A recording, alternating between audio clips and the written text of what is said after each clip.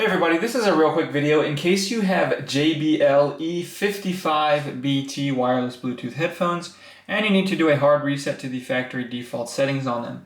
You're going to want to do this reset for one of two reasons. The first one is troubleshooting in case these headphones are not working because they're not connecting to your phone, or they keep disconnecting, or they're not syncing or not pairing with Bluetooth, or any issues like this can very often be fixed with a factory reset. Now if you decide you'd just rather get a new set of headphones, I'll go ahead and put a link in the description to a pair of headphones that I recommend. But anyways, the other reason you might want to do this reset is for any variety of reasons where you want to delete all the pairing history, clear all the settings and everything like that, so you can set these headphones up, but basically like you're setting up a new set of headphones. It's really easy to do. All we need to do is make sure, first of all, they're turned on. So if they're not turned on, we can come in and turn them on.